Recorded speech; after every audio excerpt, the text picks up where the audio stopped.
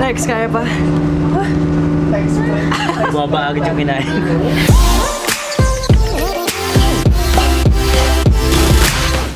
What's up mga kapotential? My name is Jason De Castro. You know. Kamusta tol yung mga running experience natin kanina tol? Yung nakita nyo kanina bago mag-intro, no? Eh, hinabol namin yung namin malilate na kami sa bus. Oo, dito. Kaya tinakbo namin yung papunta dun sa bus. Pero pagpunta namin dun, no? Eh, chill lang bala. kami pa lang pala yung pasahero. Takbo na takbo kami kanina, Diyos ko. Pero yun nga, no? Di na ako nakapag-vlog kanina kasi buong yung araw ngayon nung sa last vlog. Ang aga kasi natin gumising, no? Umaga nag-exercise agad. Yung sa last vlog, no? Tapos yung sa last vlog, tapos yung ngayon, isang araw lang yun. Kaya, hataw na hataw. 3 vlogs in a day. Oo, ganun tayo kahataw. Today is January 4, 2019. And yun nga, no? Same day, different agenda. And ito na yung pangatlong agenda natin dahil yung unang agenda, yung sa, syempre yung dun sa Bichurana. Pangalawa, yung dun sa mga kapotential natin dyan na kabayan. And pangatlo, eto na, no? Kaya talaga kami bumalik dito sa Dubai, no? Dahil may mga iconic spots pa kaming hindi pa nabibisita. Alam na ba nila kung nasan tayo ngayon? Di ko pa napapalingon sa inyo eh. Pero nandito na talaga kami ngayon sa yung sa area na yun, no? Kung saan na... Ganda yung maganda. Oo, ang ganda. Bakit ka kay Kim? Andyan na siya eh, no? And then nga guys, nandito na kami ngayon sa labas. Sa labas ng Global Village. Wait lang, pahapyawan ko lang kayo muna para at least may alam kayo kahit paano. Yun o. Ayun o. May mga ilaw-ilaw na doon. And then nga guys, kaya tinawag tong Global Village dahil itong lugar na to, syempre mukha siyang village, pero itong village na to, no, may kita mo, may ibang bansa. May kita mo yung buong iconic spots ng globe natin, no, sa isang village lang. Syempre hindi lang basta sa UAE, sa mga Europe, Asia, etc. And hindi ko ma-assure sa inyo kung alam ko lahat ng mga spots na yan, no. Pero may alam naman ako. Tignan natin kung alam natin yung mga bansa dyan. Kasama pa rin namin, technically pinsan namin siya, pero tinuturing namin siya as tito. Ako si Christopher. Yun! Siya yung pinaka-pogi, no? Pinaka-payaman. Payaman? Okay, so nakuha na namin yung ticket namin. And may napansin ako sa ticket, guys. Wait lang ha. Ano napansin mo? Itutok mo nga muna, tol. Hindi ko napansin ano yun. Ayan, no? Yung tao, kamukha ni PewDiePie, tol. What? Ang lupit ng entrance dito, no? Parang pang gaming, yung mga RGB. Alam mo yung mouse ko, tol? Parang ganyan, di ba? Yung alin? Yung mouse ko, yung gaming mouse ko. Ngayon nag-iiba-iba. RGB tawag dyan, tol, yung yung pang gaming. Pero entrance pa lang yan kasi yung dun sa loob, no? Ang lupit, grabe. Parang nasa ibang bansa na agad. Parang Europe agad, grabe. Wait lang ha. Good day, sir. Good evening, sir. How are you? Hello, sir. Yes! Say hi for the vlog. Say hi, say hi. Hey! Tol, kinabahan ako kasi yung guard doon kanina naka-white, di ba bawal daw yun? Pero buti na lang pwede. Siguro may mga tao lang Tinanong nga ako nung isa, sabi, he's a YouTuber. Tol, ito challenge natin. Ano? Dapat paramihan tayo ng mga iconic spots na ma-identify. Para... Oy, ikaw yung mas marami may alam. Tourism ako. Kaya ako nga, kung marketing ako eh. Just ko. Kinalimutan ko na yung mga pinag-aralan. Hindi, pero meron naman, iconic naman talaga yung mga iba. Katulad nito, Statue of Liberty, di ba? Eto, alam mo kung ano yan? Big Ben. Ano na? Ano na? Tama ka, tol. Big Ben? Big Ben, ayan, Big Ben yan eh. Ito alam ko to. Ay, Diyos ko. Burj Khalifa. Burj Khalifa, tignan mo naman. Nakakatawa dito kasi yung mga tanawin na napakalaki, no? Dito, mas pinaliit para at least makita mo. Ay, meron pang China. Ayun, no? Matatanging design sa buong... China ba yan? Yeah, to. Guys, kakapasok pa lang namin dito sa entrance. Kapasok pa lang ba? Actually, yung entrance ayun pa lang, pero yung mga pictures namin pang uwian na eh. Ang dami namin mga picture kasi bawat angulo para nagiging ibang bansa na agad. Kunyari, dito, Europe. Dito, ganun. Basta ang ganda talaga, grabe. Eto pa guys, ito yung ito yung pinaka nakaalala ko kasi ito yung pinagpipicturean nila lagi. Etong, ayun yung nakatagilid. Ang tawag dyan, tol? Leaning Tower of Pisa. Pisa. Gumagan sila. Oo, wait lang, try na nga natin. Hindi ko kaya. Try mo nga sa akin. Sa video. Yun ang mukha akong tanga.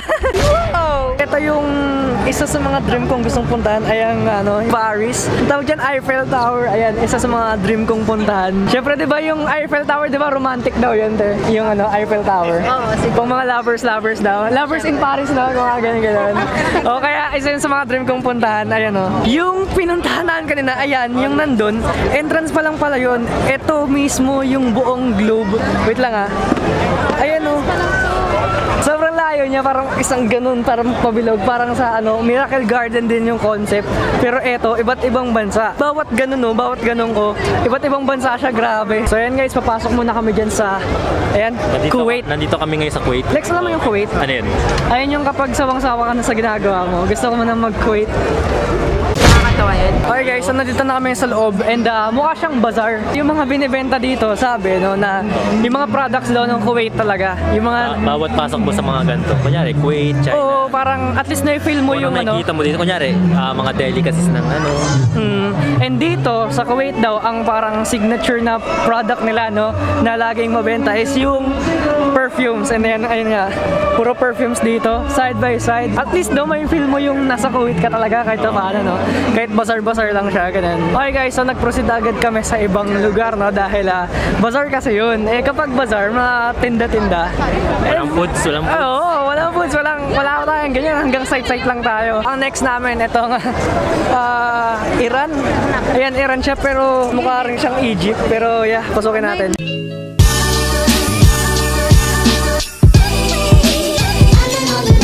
Grabe, ang ganda ng ambience dito, likod pa lang pati dito sa mga inapakan namin, ayun hindi siya carpet para siyang rubberized na naka-ukit-ukit. Merong show sila dito guys, pero dinadugso ng mga maraming tao. Sana makita natin. Comedy raw yata yan, ewan ko. Nakakatawa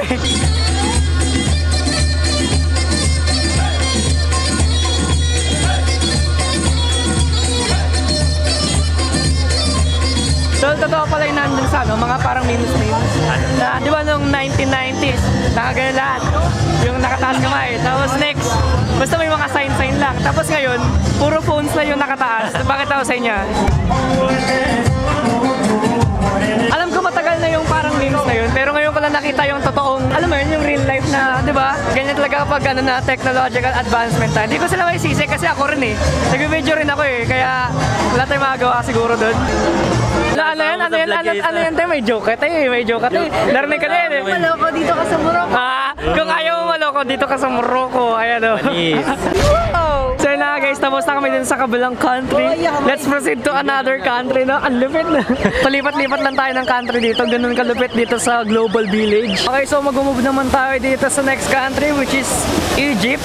Ito yung mga pyramid, sphinx na mga ganyan. Marami alam dyan, tol. Okay, so mukhang hindi tayo sasaglit sa Egypt, pero at least nakita natin yan. Dahil lang may hinahabol kaming show daw doon. May narinig kaming music, Narinig mo ba yung music, tol? Oo. Narinig ko namin nandun lang yun, malapit lang daw yun. Yung mga shows dito, random lang daw yata na lumalabas, random na, random na nagpa-perform, ganun. Kaya hinahabol namin kung nasan yung mga yun. Dito sa Egypt wala kami narinig kaya kiss muna tayo dyan mga tol. Ito guys, dito pala sa Africa yung performance, live performance siya na parang music, drums, churla, pakita ko sa inyo.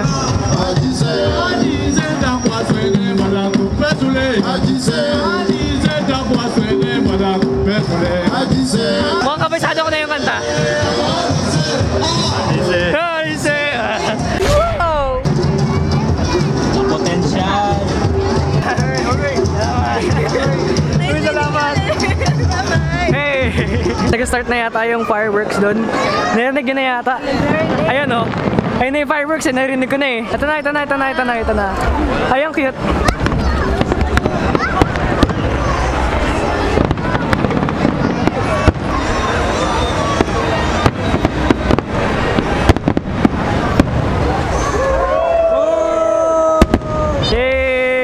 Okay guys, so proceed naman tayo sa next country, which is sa India.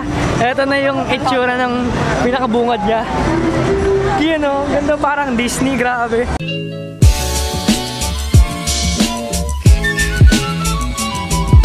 Diyos ko naman, tol. Parang Pilipinas lang din pala, te.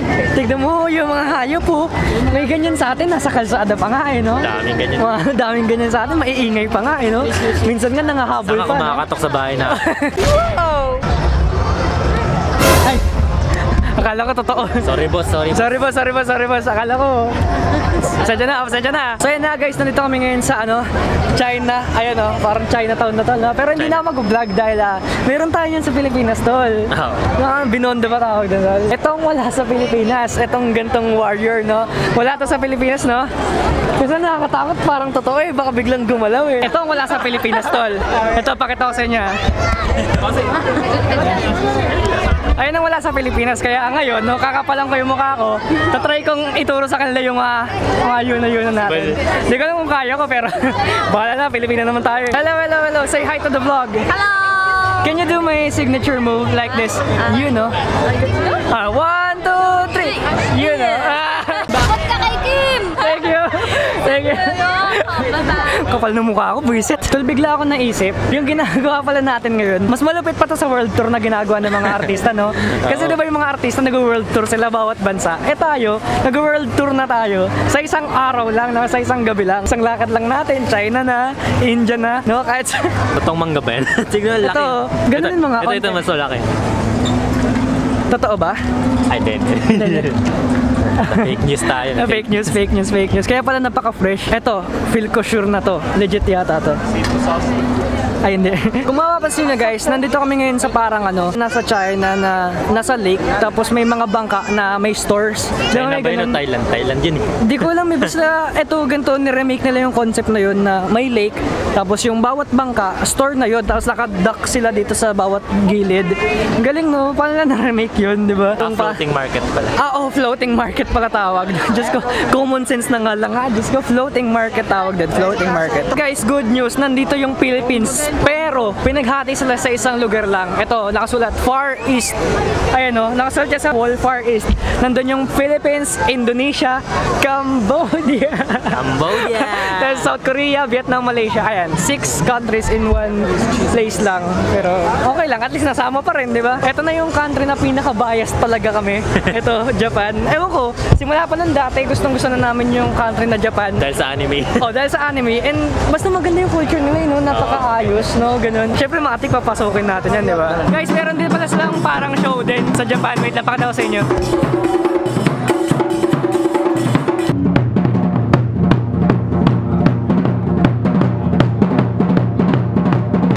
Talaga ng mga Japanese. Yung pag-drums kanina, kailan mo si Kirito, di ba?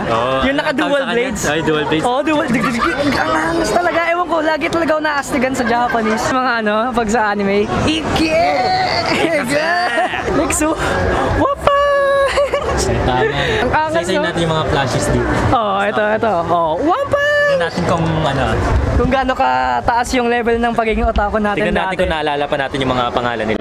Ano to? Sailor Moon. Basic. Si Mikasa. Mikasa. Sa ano? Ano yan? Sa... si Sebastian.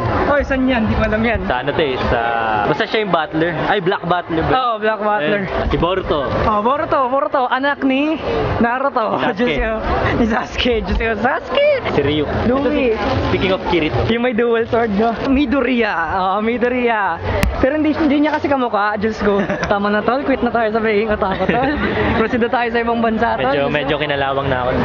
Tagal ko na hindi nakapanood ng anime. Pero ako guys, fun fact ang pinapanood ko pang anime ngayon, yung kasing pinapanood ko talaga, Boruto, Boku no Hero, Pokemon. Sword Art Online. Ayun, Sword Art Online 3, bago, kakalabas lang din. Tapos yun, Pokemon, hanggang ngayon, pinapanood ko pa rin. Hindi kasi na ako nag-explore ng mga bagong anime, pero nag-stay ako sa mga, yung matatagal na talaga. Panoorin nyo yan guys, well recommended ko yun guys, promise, 10 out of 10. So yun nga guys, konting update lang, last na pupunta namin ngayon dito sa Global Village, itong parang circus. Kaya nasa likod, sa kasalukuyan kuha pa lang kami ng ticket. Then mapasok kami doon sa loob. And di ko alam kung ano pa yung may film ko ngayon kasi one bar na lang ngayon, kumukurap-kurap na siya, Bahala na mamaya kung ano yung ma-film ko ngayon kasi 30 minutes yun na puro circus. Sana may mapakita ko sa inyo kahit paano, di ba?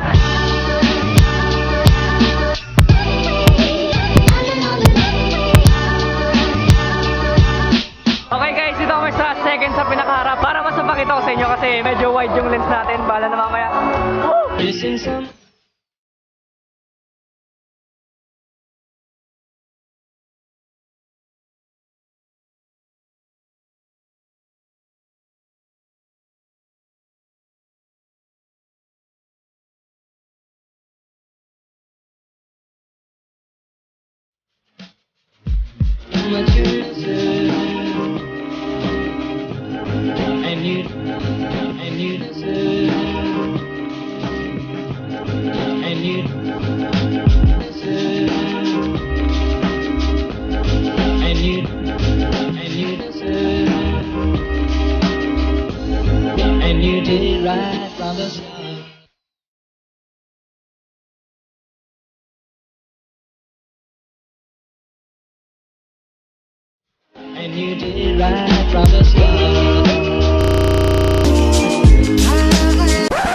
So yun na guys, tapos na kami dun sa parang circus and ayun nga, hindi ko na na-cover lahat dahil marami yung act eh. Tatlo yung act na yun pero may katagalan eh. Ayun nga no, nasisimot na almost lahat yung battery, yung memory card, and eto yung phone ko.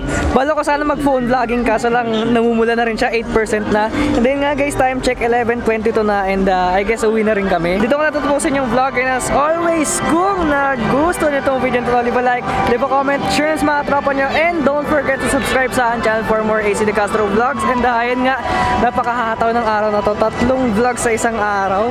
Grabe, first time ko yata nagawa yun. And ayun nga, bukas din no, mag-vlog din ako. Separate ko lang sa isang vlog yun dahil marami mangyayari. And then nga guys, uwi na rin kami. Yeah, sana gusto na to. See you soon.